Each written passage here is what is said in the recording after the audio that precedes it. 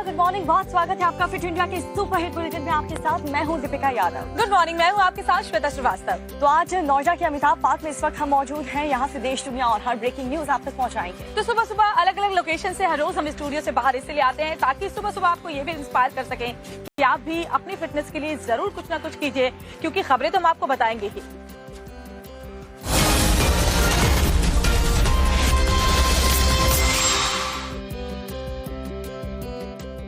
और देखिए, रूस की ऐतिहासिक यात्रा के बाद प्रधानमंत्री नरेंद्र मोदी एक दिवसीय यात्रा के लिए वियना पहुंच गए हैं। जी हां, ऑस्ट्रिया के वियना में इस वक्त वो मौजूद है, जहां पर उनका भव्य स्वागत किया गया। जी हां, प्रधानमंत्री नरेंद्र मोदी जैसे ही पहुंचे एयरपोर्ट पर गार्ड ऑफ ऑनर तो मिला ही, उनके स्वागत में वंदे भारत की धुन भी बजाई गई है।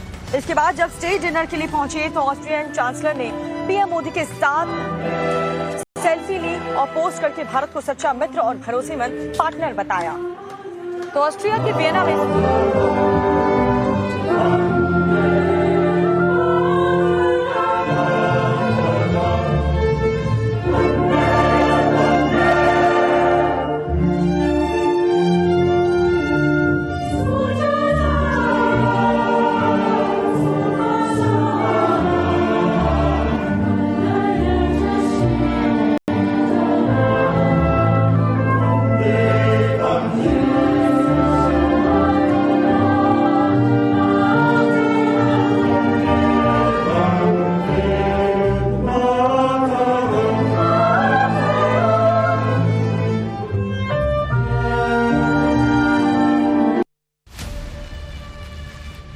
दिनों के रूस दौरे के बाद जब प्रधानमंत्री नरेंद्र मोदी मंगलवार देर रात ऑस्ट्रिया की राजधानी वियना पहुंचे तो एयरपोर्ट पर उनका स्वागत गार्ड ऑफ ऑनर के साथ हुआ।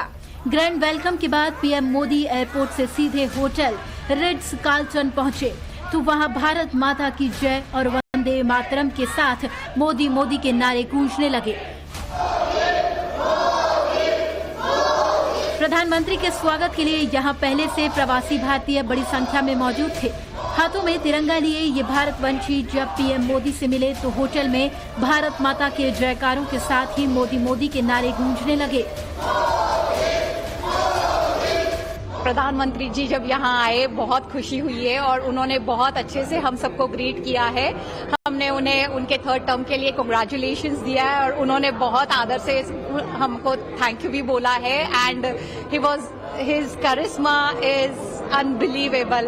प्राइम मिनिस्टर सर ने मेरा ये तिलक देखा। Many of the followers of this organisation are from Gujarat, तो उन्होंने गुजराती में ही पूछा, इससे भी पूछा, इसकी सरनेम पूछी, इसने कहा विंसी भावसार, तो गुजराती में बात करने लग गए और बोला क्या ना छो, कया गाम ना छो, एंड देन वी आंसर्ड कि अहमदाबाद થી છીએ, एंड ही सेड बहुत सरस बहुत सरस। So that's also a small conversation in Gujarati. भारत वंशियों से मुलाकात के बाद पीएम मोदी के स्वागत में वंदे मातरम की धुन बजाई गई। खास बात ये रही कि वंदे मातरम की इस धुन को गाने और बजाने वाले ज्यादातर विदेशी आर्टिस्ट थे। हमने ऐसा प्रयत्न किया कि वंदे मातरम जैसे है वैसे रखे, लेकिन उसको थोड़ा हम symphonic style, Austrian European symphonic style दें। तो इसमें क्वायर था जिसने गाया और उसके बाद उसके साथ में और ऑर्केस्ट्रा था, चेंबर ऑर्केस्ट्रा, करीब 50 लोग थे इसमें। होटल में प्रवासी भारतीयों से गर्मजोशी भरी मुलाकात के बाद प्रधानमंत्री मोदी स्टेट डिनर के लिए ऑस्ट्रिया के चांसलर कार्ल नेहमर से मिलने पहुंचे तो यहाँ भी बड़ी तादाद में भारतीय समुदाय के लोग पीएम मोदी के स्वागत के लिए मौजूद थे। भीड़ मोदी मोदी के नारे लगा रही थी। पीएम मोदी भी इनके पास पहुंचे, हाथ मिलाया और लोगों से बात की। ऑस्ट्रिया की चांसलर कार्ल नेहमर ने भी पीएम मोदी के साथ सेल्फी ली और उसे सोशल मीडिया हैंडल एक्स पर पोस्ट कर दिया। अपने पोस्ट में उन्होंने ऑस्ट्रिया और भारत को दोस्त और पार्टनर बताया। नरेंद्र मोदी 41 साल बाद ऑस्ट्रिया जाने वाले पहले प्रधानमंत्री हैं। इससे पहले इंदिरा गांधी 1983 में ऑस्ट्रिया दौरे पर गई थी। इस साल भारत और ऑस्ट्रिया को कूटनीतिक रिश्तों के 75 साल पूरे हो रहे हैं। पीएम मोदी की इस यात्रा से भारत ऑस्ट्रिया स्टार्टअप ब्रिज को और भी रफ्तार मिलने की संभावना है। ऑस्ट्रिया दौरे से पहले रूस में प्रधानमंत्री मोदी को वहां का सर्वोच्च नागरिक सम्मान मिला। रूसी राष्ट्रपति पुतिन ने पीएम मोदी को Order of Saint Andrew the Apostle award से सम्मानित किया। पीएम मोदी को यह अवार्ड दोनों देशों के संबंध को नई ऊंचाइयों पर ले जाने के लिए मिला है। मेरे मित्र राष्ट्रपति पुतिन रूस के सर्वोच्च अवार्ड से सम्मानित करने के लिए मैं हृदय से आपका आभार व्यक्त करता हूं। ये सम्मान केवल मेरा सम्मान नहीं है, यह 140 करोड़ भारतवासियों का सम्मान है। पीएम मोदी और रूसी राष्ट्रपति पुतिन की केमिस्ट्री अलग ही लेवल की है। सोमवार को जब पीएम मोदी पुतिन के घर पहुंचे तो उन्हें लेने के लिए पुतिन खुद बाहर आए, हाथ मिलाया, गले लगाया और उन्हें घर के अंदर लेकर गए। फिर दोनों नेताओं ने बातचीत की। ब्रेकिंग न्यूज आपको बताएं, जिसमें आज 7 राज्य की 13 विधानसभा सीटों पर उपचुनाव के लिए वोट डाले जा रहे हैं। मध्य प्रदेश, पश्चिम बंगाल, बिहार समेत 7 राज्यों की इन सभी 13 विधानसभा सीटों के नतीजे 13 जुलाई को घोषित किए जाएंगे। 10 सीटें विधायकों के इस्तीफे और 3 सीटें मौजूदा विधायकों के निधन की वजह से खाली हुई थी। पिछले चुनाव का रिकॉर्ड देखें तो पिछली बार बीजेपी ने 3 सीट, कांग्रेस ने 2 और दूसरी पार्टियों ने 8 सीटों पर अगर इन 13 विधानसभा सीटों की बात करें तो जीत दर्ज की थी। तो आज 7 राज्यों की 13 विधानसभा सीटों पर उपचुनाव होंगे।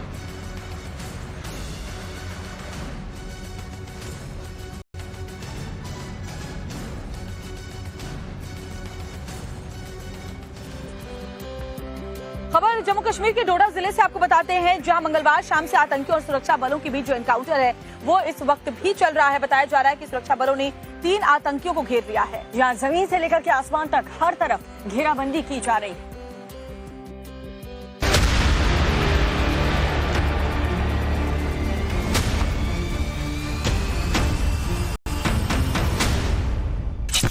आतंक फैलाने वाले घिर चुके हैं।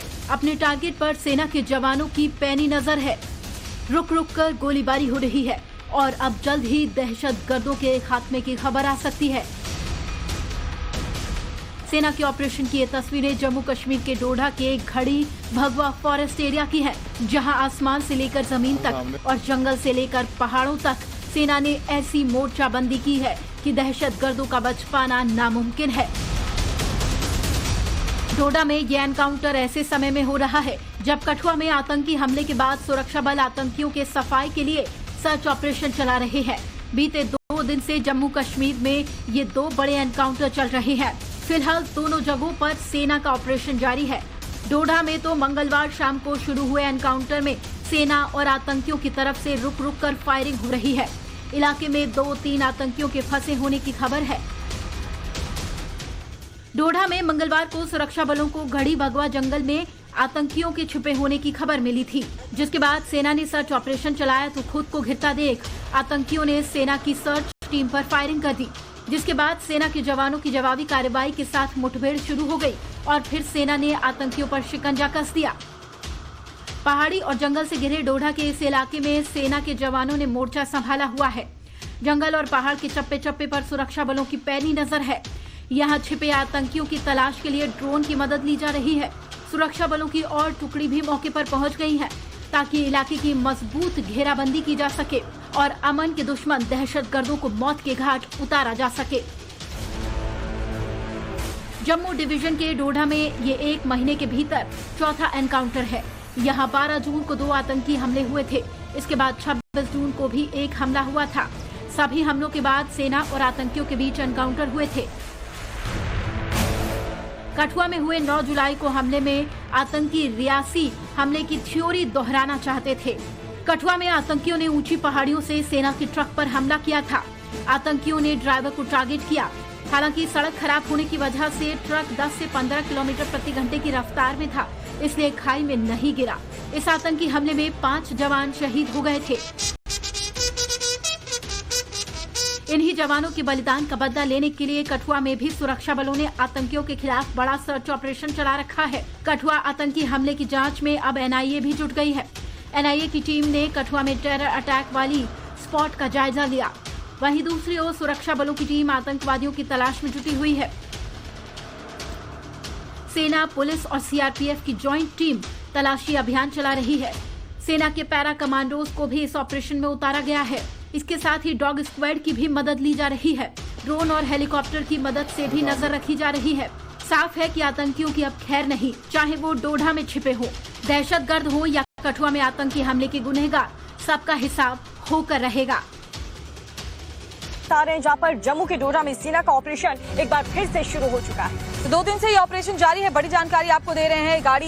गोली गाड़ी के जंगल में 3 आतंकियों की घेराबंदी की भी जानकारी मिल रही है। सेना का ऑपरेशन फिर से शुरू हो गया है। मंगलवार रात इस ऑपरेशन को रोका गया था। सुबह से ही अब आतंकियों की तलाश में ऑपरेशन एक बार फिर से चल रहा है।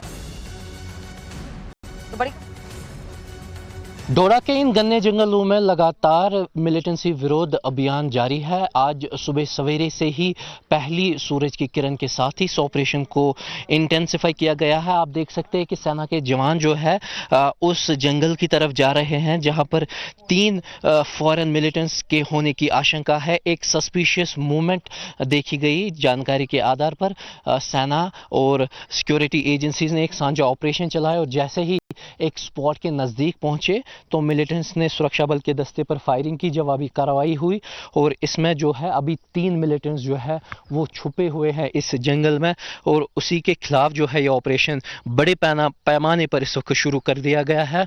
और ये ऑपरेशन तब जम्मू कश्मीर में देखने को मिला जब कठुआ में 5 सेना के जवान जो है उनकी जो है एक मिलिटेंट अटैक में जो है उनकी जान चली गई थी। उसके बाद से जो है इस ऑपरेशन को देखा गया। एक गुप्त सूचना मिली थी, एक इंटेल था। उसके बाद से ही जो है इस ऑपरेशन को यहाँ पर इंटेंसिफाई किया गया क्योंकि आप देख सकते हैं कि ये जो टेरेन है कितना सख्त है और यही कारण है कि सुरक्षा बल के जवानों को काफ़ी एहतियात के तौर पे जो है इस ऑपरेशन को करना पड़ेगा क्योंकि पहले ये सुनिश्चित करना होगा कि किसी भी प्रकार से कोई भी जो कोलैटरल डैमेज है सुरक्षा बल के जवानों को ना हो। और यही कारण है कि इस ऑपरेशन को जब भी इस टेरेन ऐसी वेजिटेशंस में ऐसे इलाकों में ऑपरेशंस होता है तो उसमें काफ़ी ज़्यादा वक्त लगता है क्योंकि पहले ही जो है जम्मू कश्मीर में जो है 70 से 80 फॉरेन मिलिटेंट्स जो है वो एक्टिव बताए जा रहे हैं। और डोडा, चिनाब वैली या पीर पंजाल रेंज, राजौरी, पूंछ की अगर बात करें तो वहाँ पर जो है फॉरेन मिलिटेंट्स ज़्यादा सक्रिय है और इसी के चलते जो है इस ग्रुप को पहले ही जो है पुलिस और सुरक्षा बल के जवान ट्रेस कर रहे थे और एक इनपुट मिला था जिसके बाद बिना किसी समय गवाए सुरक्षा बल के जवानों ने यहाँ पर कॉर्डन डाला और 3 मिलिटेंट्स जो है इस वक्त इस जंगलों में छुपे हुए हैं और उनके खिलाफ जो है लगातार बड़ी पैमाने पर ऑपरेशन शुरू कर दिया गया है। टाइम्स ऑफ नवभारत के लिए यावर शफी, डोडा।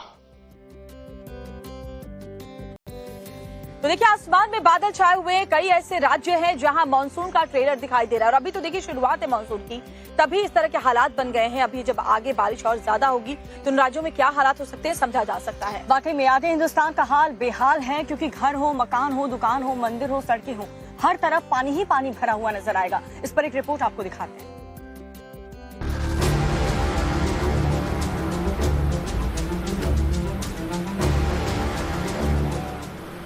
आधा हिंदुस्तान जल समाधि ले चुका है। तबाही की तस्वीरें हर रोज सामने आ रही है। खतरा दिन पर दिन बढ़ता जा रहा है। नॉर्थ टू साउथ पानी का कब्जा हो चुका है।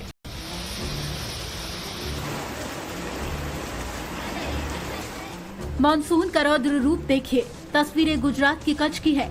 कमर तक पानी लगा है। गाड़ियां सैलाब में डूबी खड़ी है। लोग कमर तक पानी में ही उतरकर आवाजाही कर रहे हैं। जहां तक नजर घुमाएंगे सिर्फ पानी ही पानी नजर आएगा। पूरा इलाका दरिया में तब्दील हो चुका है। पानी की रफ्तार देखिए। रफ्तार ऐसी है कि किसी को भी अपने साथ बहा ले जाए। शहर के अंगार बाजार नाम के रिहायशी इलाके में नालों का गंदा पानी बहकर पहुंच गया है। हालात इतने खराब हैं कि लोगों का घरों से निकलना मुश्किल हो चुका है। घरों में नालों का गंदा पानी घुस रहा है। घरों के बाहर खड़े वाहन इसी गंदे पानी में डूब रहे हैं। प्रशासन की तरफ से इलाके में घुसा पानी निकालने की कोशिशें जारी है। आफत गुजरात के सौराष्ट्र में भी बरस रही है। तस्वीरें अमरेली की है, जहां भारी बारिश के बीच यहां जान बचाने की जंग चल रही है। सैलाब जिस कार को बहा ले जाने पर उतारू नजर आ रहा है, उस कार में कुछ लोग बैठे हैं जो सफर के दौरान सड़क पर बह रही कार में फंस गए, जिसके बाद स्थानीय लोगों ने रस्सी के सहारे किसी तरह से बह रहे लोगों को बचाया। जिले में कुछ ही घंटे में 3 इंच से ज्यादा बारिश होने के चलते सड़क समंदर जैसी नजर आ रही है। हर तरफ पानी ही पानी भरा नजर आ रहा है। आलम यह है कि बाढ़ जैसे हालात के बीच बारिश का पानी लोगों के घरों में दाखिल हो रहा है। बिल्डिंग के फ्लोर पर पानी है, फर्नीचर डूबे पड़े हैं। तस्वीरें राजस्थान के सबसे बड़े SMS अस्पताल की है। जयपुर में हुई जोरदार बारिश के बाद इस हॉस्पिटल का एक ब्लॉक पानी में डूब गया। रेडियोलॉजी डिपार्टमेंट में पानी भरने से मरीजों और तीमारदारों के साथ साथ यहां काम करने वाले लोगों को भी खासी परेशानी का सामना करना पड़ा। मध्य प्रदेश के उज्जैन में 1 घंटे की बारिश ने सरकारी दावों की पोल खोलकर रख दी। महाकाल मंदिर जाने वाली सड़क पर पानी भर गया। श्रद्धालुओं को पानी में ही होकर दर्शन के लिए जाना पड़ा, तो वहीं दूसरी सड़क का भी हाल बेहाल दिखा। पानी भरने की वजह से रोड पर गाड़ियां रेंगती हुई नजर आईं। एमपी के खरगोन में भी बारिश की वजह से बाढ़ जैसे हालात हैं। यहाँ के नदी नाले उफान पर हैं। पानी भरने से खंडवा रतनपुर रूट प्रभावित रहा। आने जाने वाले लोगों को काफी परेशानियां उठानी पड़ी। ऐसे में बच्चों को भी काफी दिक्कतें हो रही हैं। मध्य प्रदेश की राजधानी भोपाल का भी यही हाल है। बाढ़ और बारिश ने यहाँ कहर बरपा रखा है। भोपाल में आकाशीय बिजली की चपेट में आने से एक ही परिवार के 4 लोग बुरी तरह से झुलस गए, जिसके बाद पुलिस ने घायलों को अस्पताल में भर्ती करवाया। सड़क से काफी दूर पानी में एक कार तैरती दिख रही है और कुछ लोग इस गाड़ी को पानी से निकालने की कोशिश कर रहे हैं। तस्वीरें कर्नाटक के उडुपी की हैं। यहाँ के पुत्तूर और कोलालगिरी रोड के बीच NH 66 के एक हिस्से में पानी भर गया। सड़क पर कार ड्राइव कर रहे शख्स को पानी की गहराई का अंदाजा नहीं था और वो गाड़ी समेत पानी में बहता चला गया। कार में 4 लोग सवार थे। स्थानीय लोगों की मदद से पहले कार सवारों को बचाया गया और फिर कार को बाहर निकालने की कोशिशें शुरू हुई। काफी देर की कड़ी मशक्कत के बाद कार को पानी से बाहर निकाल लिया गया। एक और मानसून की बारिश से देश के कई इलाकों में आफत है, तो वहीं दिल्ली में हुई झमाझम बारिश उमस वाली गर्मी से राहत दिलाने वाली रही। मौसम विभाग के मुताबिक दिल्ली NCR में बारिश का येलो अलर्ट जारी किया गया है। 14 जुलाई तक दिल्ली वालों पर बदरा ऐसे ही मेहरबान रहेंगे। तो मानसूनी आफत सिर्फ मैदानी इलाकों में नहीं बल्कि पहाड़ी इलाकों में भी जबरदस्त मुसीबत लोगों की बढ़ा रही है। और पहाड़ी इलाकों में तो दिक्कतें इसलिए भी ज्यादा हैं क्योंकि लगातार बारिश होने की वजह से लैंडस्लाइड होता है और लैंडस्लाइड की वजह से लोगों की जिंदगियां तक खतरे में पड़ जाती हैं। देखिए रिपोर्ट।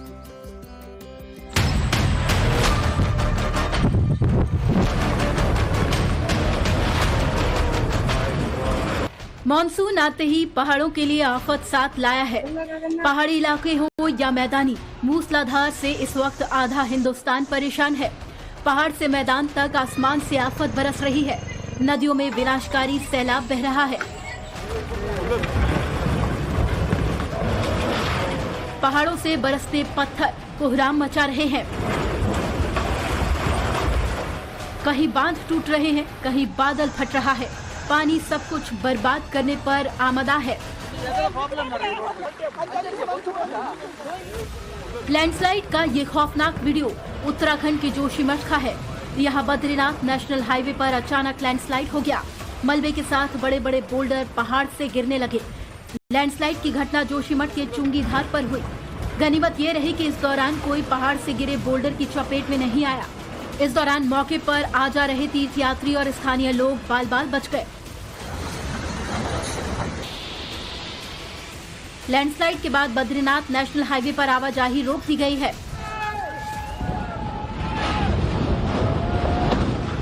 पहाड़ों में मची तबाही की एक और तस्वीर देखिए। चमोली जिले के जोगीधारा के पास अचानक पहाड़ का आधा हिस्सा टूटकर सड़क पर आ गिरा। पल भर में पहाड़ भरभरा कर नीचे आ गया। पूरी रोड पर धूल का गुबार छा गया और लोगों के बीच भगदड़ मच गई।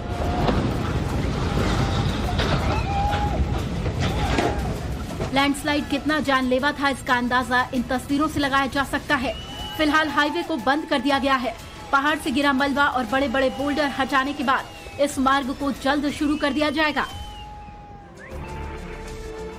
सड़क का बड़ा हिस्सा गायब हो चुका है।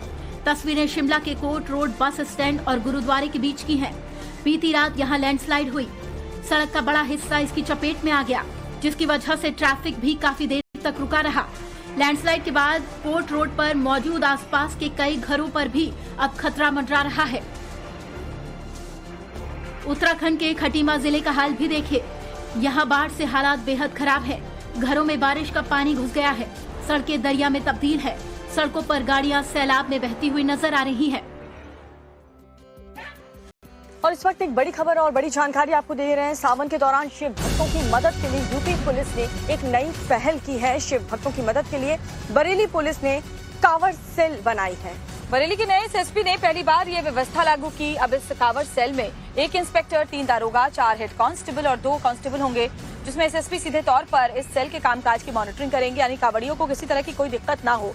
सावन का महीना 22 जुलाई से शुरू हो रहा है और उस दौरान जब कांवड़ यात्रा पर निकलेंगे कांवड़िए तो उनकी सुविधा के लिए खासतौर पर इस सेल को बनाया गया है।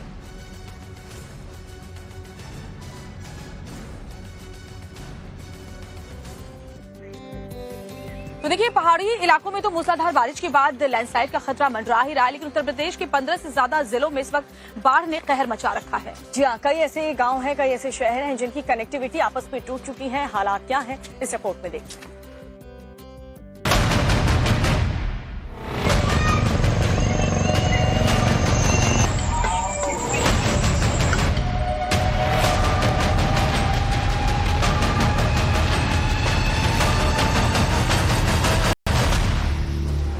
सावन शुरू होने से पहले ही गंगा, यमुना समेत तमाम नदियों का तांडव दिख रहा है। यूपी के गांव-गांव इन दिनों बाढ़ की मार झेल रहे हैं। पीलीभीत, फर्रुखाबाद, बाराबंकी, श्रावस्ती, सिद्धार्थनगर, मेरठ, ये वो तमाम जिले हैं जहां बाढ़ की वजह से हजारों लोगों का जीना मुहाल हो गया है। फर्रुखाबाद में गंगा नदी का पानी गलियों में आ गया है, तो बाराबंकी में सरयू नदी की वजह से करीब 150 गांव पर खतरा मंडरा रहा है। श्रावस्ती में उफनती राप्ती नदी लोगों के लिए आफत बन चुकी है। सिद्धार्थनगर में बाणगंगा नदी की वजह से बाढ़ जैसे हालात हैं। मेरठ के हस्तिनापुर के खादर इलाके में गंगा का वाटर लेवल बढ़ने से जिला प्रशासन अलर्ट मोड पर आ गया है। रिहायशी कॉलोनी की गलियों में 2 से 3 फीट पानी है। खड़ी गाड़ियां आधी डूब चुकी हैं। जिन सड़कों पर ये कार फर्राटे भरती थी, वहां आज एसडीआरएफ की रेस्क्यू बोट चल रही है। हर तरफ पानी ही पानी नजर आ रहा है। सैलाब घरों, दुकानों में दाखिल हो चुका है। हालात ये है कि लोग अपने अपने घरों को छोड़कर या तो जा चुके हैं या फिर मदद का इंतजार कर रहे हैं।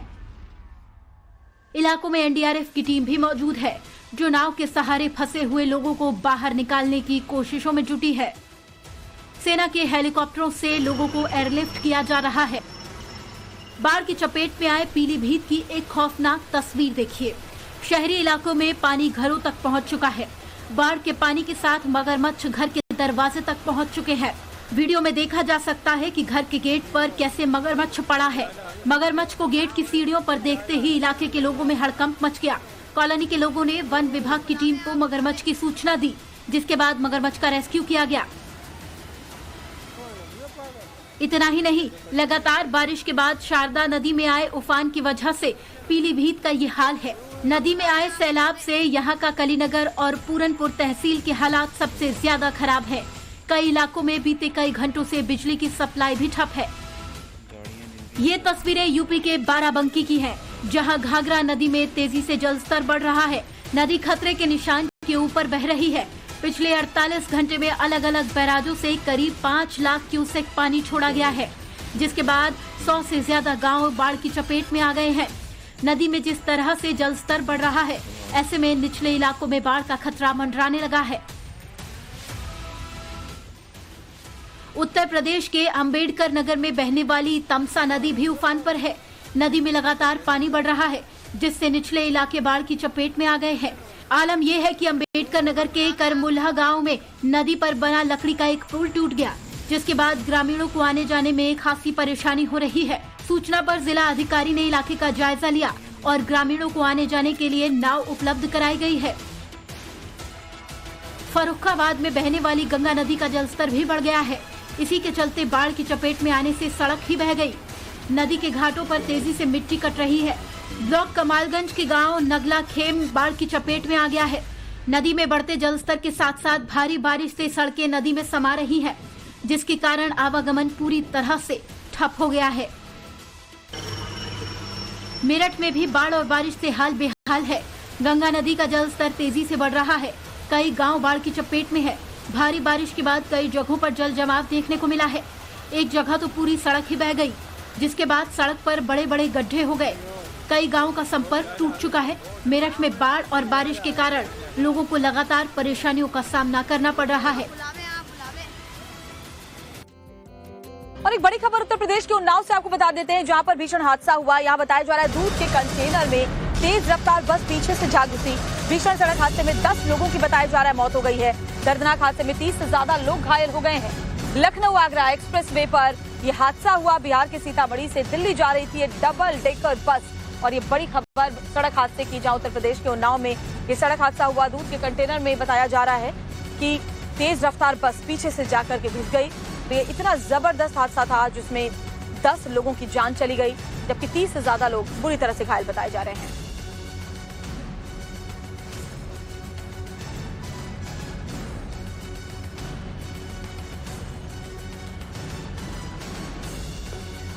तो बड़ी खबर आपको बता रहे हैं, जहां तेज रफ्तार का कहर एक बार फिर देखने को मिला है। जहां देखिए कैसे पीछे से ये जो तेज रफ्तार बस थी उसने टक्कर मार दी, कंटेनर में पीछे से जाकर घुस गई। 10 मौतों की खबर आ रही है। लखनऊ आगरा एक्सप्रेसवे पर दूध के कंटेनर में तेज रफ्तार बस के पीछे से घुसने की वजह से बताया जा रहा है कि बस कंटेनर को लगभग तोड़ती हुई, चीरती हुई आगे तक जा घुसी। बस में सवार 10 लोगों की मौत हो गई। 30 से ज्यादा लोग बुरी तरह से घायल हैं। कई की हालत नाजुक है। उसमें मौत का तांडव देखकर ग्रामीण सहम गए हैं। पुलिस रेस्क्यू में जुटी हुई है।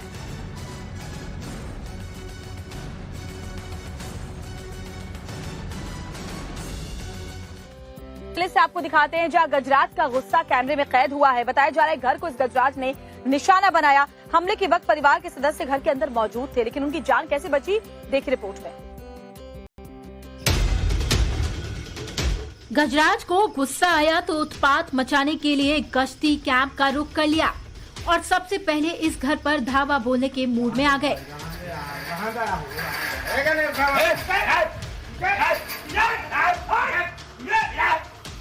देखिए, गुस्साए गजराज ने सबसे पहले इस घर को टारगेट किया और घर के चारों तरफ लगी तारों वाली बाड़बंदी पर हमला बोल दिया। हाथी के इस हमले के बाद घर में मौजूद लोग शोर मचाने लगे, जिससे चंद सेकंड बाद ही हाथी को अपने कदम पीछे खींचने पड़ गए। गजराज के गुस्से की ये तस्वीरें बांधवगढ़ टाइगर रिजर्व के मगधी परिक्षेत्र के बहेरहा कैंप की हैं। लोगों के शोर मचाने के बाद हाथी आगे तो बढ़ गया और वो गेट के अंदर दाखिल हो गया।